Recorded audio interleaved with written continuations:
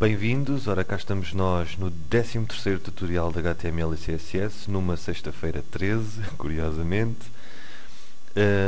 Hoje vamos falar de outro componente do HTML que é as listas. Então vamos passar aqui ao nosso código. Da aula passada, do tutorial passado, ficou este serviço que fizemos aqui. Vamos modificar o código para podermos começar a trabalhar, então vamos apagar este table todo, porque de tables estamos arrumados para já. Deixamos só o body, como sempre. E vamos então falar do novo tag, do novo componente da HTML. Ora, o novo componente chama-se Unordered List, ou lista desordenada, e as iniciais, ou o nome do tag é UL, que funciona como, no caso das tabelas, é da tag duplo também, abrimos e fechamos. Tudo o que estiver dentro da tag UL, desde o início ao fim, serão dados apresentados na vossa lista.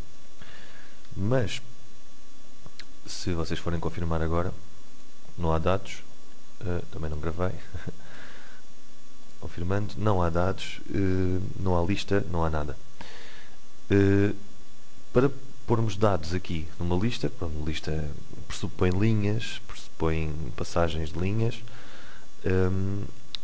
temos que usar componentes dentro do UL, e os componentes, tal como para o table havia o TR e o TD, para o UL existe o LI, que é List Item, item de lista, aberto e fechado. Ora, vamos, para fazermos aqui um breve exemplo, vamos pôr em uns 5 e vamos pôr cidades, como fizemos da última vez.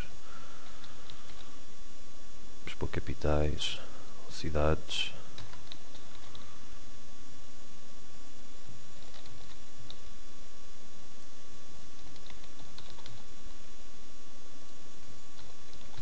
Ok. Temos aqui então 5 cidades, capitais europeias. Guardamos, e o que é que vai acontecer? Lembrem-se que é unordered list, não tem ordem específica, e isto vai fazer com que cada um destes itens seja antecedido de um ponto, o que chamam bullet, de um ponto que não está ordenado, mas vamos já ver isso. Ora, cá está, temos um pontinho, como vocês já viram isto de certeza absoluta em editores de texto como o Microsoft Word. Um pontinho, um item, um pontinho, um item, sempre. Cada vez que fizerem mais lists, isto aqui é ilimitado, vocês podem fazer o que quiserem. Quanto mais lists fizerem, mais LIs, mais pontinhos ele vai fazer. E faz pontinhos porque é unordered list. Outro tipo de lista, pegando neste exemplo, será o ordered list. Se existe uma lista desordenada, existe uma lista ordenada. Ele não vai ordenar os vossos dados, isso é com vocês e a forma como os importam para aqui. Mudando o L para OL, que é o ordered list, a única coisa que ele vai fazer é trocar os pontos, aqueles pontinhos que viram, por números. Vamos ver o resultado disso, vou gravar. Ora, neste momento temos pontinhos, a ordem foi a ordem que vocês puseram para o unordered list, mas neste momento ele põe números e tecnicamente ordena a lista, mas óbvio que essa ordem neste momento e com o que vocês sabem tem que ser feita por vocês. E de listas estamos conversados, pelo menos por agora, antes de começarmos a falar de estilos. Isto é um elemento que pode parecer muito banal, mas vocês vão usá-lo mais vezes do que pensam. O HTML, a criação de sites, a criação de websites e conteúdo requer muita criação com listas e tabelas, e isto é um bom exemplo de como é que podem trabalhar com elas. Obviamente que as listas têm os seus próprios atributos, mas vamos falar disto depois. Para já é só isto. Eu queria falar com vocês também sobre um tema, já que no próximo vídeo vamos falar de CSS, vai ser a primeira aula de CSS. Antes de deixarmos a base do HTML para trás, eu queria falar-vos de um tema específico. Desde o início que nós temos aqui o doctype, e já houve um espectador dos nossos tutoriais que referiu o porquê do doctype. Ora, como eu disse nos primeiros vídeos, o doctype serve para informar o browser ou o programa que está a correr este tipo de fecheiro de que informação é que se trata para poder renderizar bem os elementos que vêm a seguir. Neste caso é HTML. Mas isto não é um doctype válido. Assim, tal como ele está, não é um doctype válido. E não se costuma usar assim. A melhor forma de usar isto é usando o formato universalmente aceito do Transitional HTML. Isso significa o quê? Significa que, e já existem várias versões do HTML, neste momento vai na 5, como vocês já devem ter ouvido falar, e a cada versão existem características diferentes e formas diferentes de trabalhar. Já houve frames, já deixou de haver frames, voltou a haver frames outra vez, e todo um manancial de coisas como fontes específicas e outras coisas.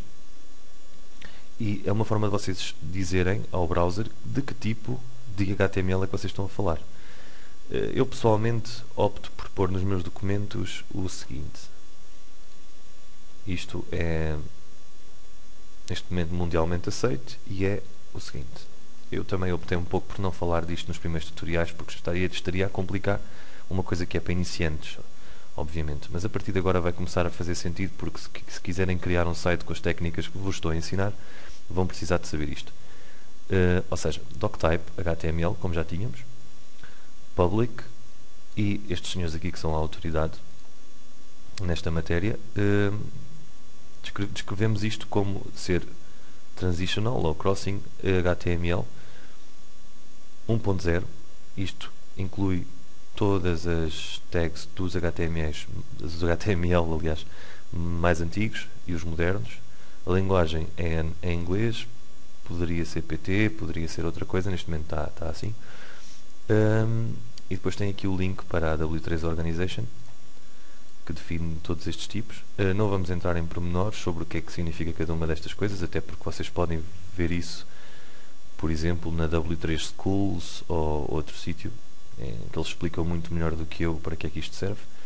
Mas pronto, basicamente tenham atenção, como tinham o doctype HTML antes, passam a ter isto e têm sempre isto. Cada vez que começam um novo documento HTML, põem este seletor, esta coisinha cá em cima, e depois começam a trabalhar. Abrem o HTML e seguem. Não se esqueçam de pôr sempre isto, porque é muito importante, é mesmo muito importante para que isto seja universalmente aceito e os browsers não tenham problemas em interpretar aquilo que vocês estão a fazer. Tendo isto em atenção, vamos fechar aqui o nosso tutorial. No próximo tutorial, como já referi, vamos falar de CSS finalmente, o que é o CSS, para que serve o CSS e por aí fora. Vamos fazer uma pequena introdução e agora é que as coisas começam a aquecer.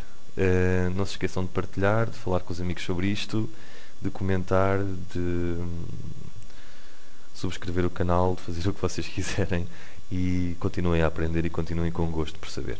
Até à próxima.